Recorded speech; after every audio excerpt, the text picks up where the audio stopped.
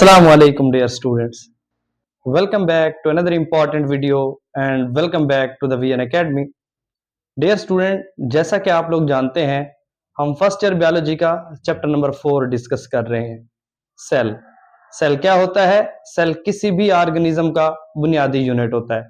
Cell is the structural and the functional unit of life होता है। तो आज का हमारे पास बचे जो टॉपिक ऑफ डिस्कशन है वो है गोल्जी बॉडीज कि गोल्जी बॉडीज को किसने डिस्कवर किया था, इनका स्ट्रक्चर, इनकी कंपोजिशन और इनके जो क्या होते हैं डेफिनेशन क्या है। सबसे पहले बच्चे हमने डिस्कशन करनी है कि गोल्जी बॉडीज जो हैं पढ़े, इनके दूसरे नेम्स क्या हैं, इनको किन नामों से याद किया जाता है, मतलब इनको जाना जाता है। ठीक है, तो सबसे पहले है कि इनको गोल्जी कॉम्प्लेक्स भी कहा जाता है गोल्जी बॉडीज को। इसके अलावा फर्दर इनका जो नाम है गोल्जी बॉडीज को हम गोल्जी अपरेटस भी कह सकते हैं। उसके बाद बेटा in case of plant cell इन्हें हम डेक्टाइसोम कहते हैं, in case of animal cell इन्हें हम सिस्टर्नी कहते हैं। ठीक है, सिस्टर्नी कहते हैं। उसके बाद बेटा इसकी प्रॉपर डेफिनेशन की बात करते हैं कि गोल्जी बॉडीज की प्रॉपर डेफिनेशन क्या है। It is a single membrane bounded structure. ये एक सिंगल मेम्ब्रेन के अंदर बाउंड होता है, बंद होता है, जिसके ऊपर स्टैक्स होते हैं, अंबार होते हैं। ठीक है, अब फ्लैटेंड सैक थैलियों के प्रेजेंट इन द साइटोप्लाज्म, जो कि साइटोप्लाज्म के अंदर मौजूद होते हैं। किसके सेल में होते हैं? वो यूकैरियोटिक सेल में मौजूद होते हैं। ये एक सिंपल सी डेफिनेशन थी। बेटा जब हम इसकी डिस्कवरी पे बात करते हैं तो एक साइंटिस्ट थे कैमेलियो गोल्जी, उसने 1998 में क्या होते हैं गोल्जी बॉडीज को डिस्कवर किया, जिनको हम गोल्जी कॉम्प्लेक्स भी कहते हैं, गोल्जी अपरेटस भी कहते हैं। उसके बाद जब हम इसकी बेटा केमिकल कंपोजिशन की बात करेंगे कि गोल्जी अपरेटस या गोल्जी बॉडीज किस चीज से मिलकर बनी है, तो चलिए देखते हैं हम। बेटा इसमें बहुत सारी मिकदार प्रोटीन्स की भी पाई जाती है, लिपिड्स भी मौजूद होते हैं, एंजाइम भी मौजूद होते हैं और कार्बोहाइड्रेट्स भी मौजूद होते हैं। ये सारी मिकदार, ये सारी चीजें मिलकर क्या बना देती हैं? गोल्जी बॉडीज बना देती हैं, जो इसकी केमिकल कंपोजिशन है। बेटा जब हम उसके स्ट्रक्चर पे बात करते हैं कि इसका स्ट्रक्चर किस तरह होता है, इसका जो स्ट्रक्चर होता है गोल्जी बॉडीज का, ये तीन चीज से मिलकर बना होता है। The first one is cisternae. के सिस्टर्नी क्या होते हैं? ट्यूब्यूल्स होते हैं और वेसिकल्स होते हैं। तो मैंने यहाँ पे डायग्राम ड्रा की हुई है गोल्जी बॉडीज की। यहाँ पे गोल्जी बॉडी का एक स्ट्रक्चर मैंने बनाया हुआ है कि गोल्जी बॉडीज होते क्या हैं।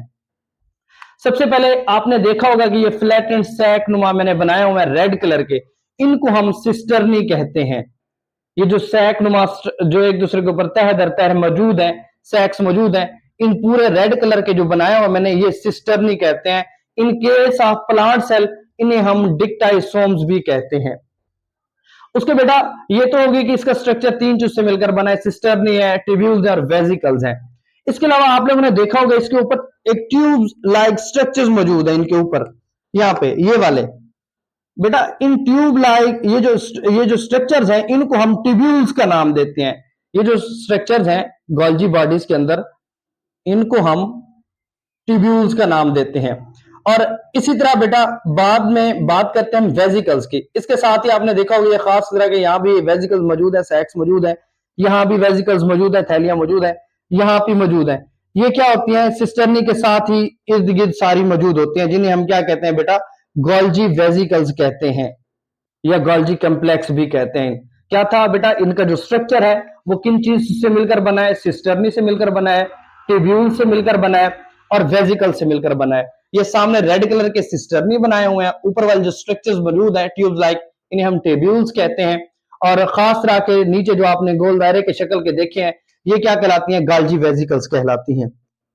उसके बाद बच्चे जब हम बात करते हैं इसके स्ट्रक्चर के ये इसका जो स्ट्रक्चर है ये किस तरह काम करता है। ये दो साइड्स होती हैं बेटा इसकी गोल्जी कॉम्प्लेक्स की।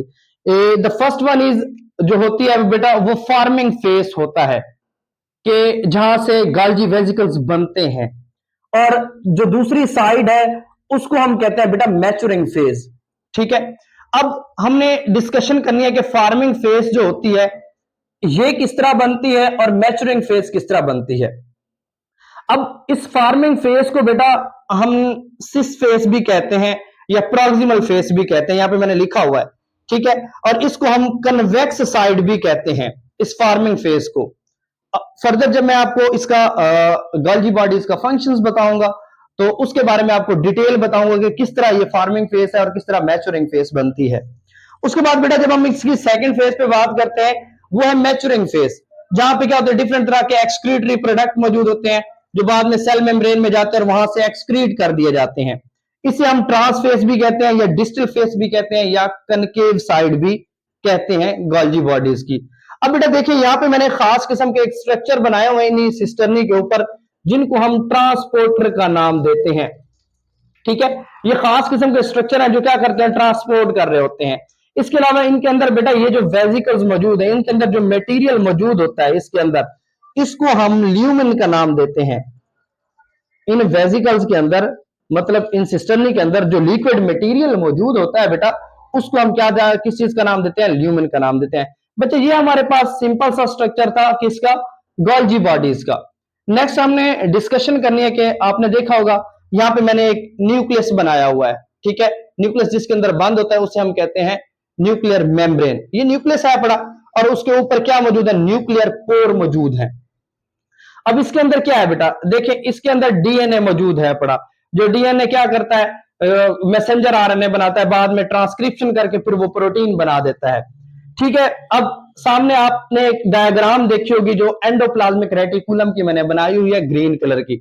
अब इसमें होता क्या है बेटा, अब यही मैसेंजर आरएनए न्यूक्लियर पोर से बाहर निकलता है, बाहर जो साइटोप्लाज्मिक मवाद मौजूद होता है उसके सामने क्या किस में जाता है ये एंडोप्लाज्मिक रेटिकुलम के साथ राइबोसोम्स अटैच होते हैं। ये जो स्ट्रक्चर्स हैं इनको हम राइबोसोम्स का नाम देते हैं।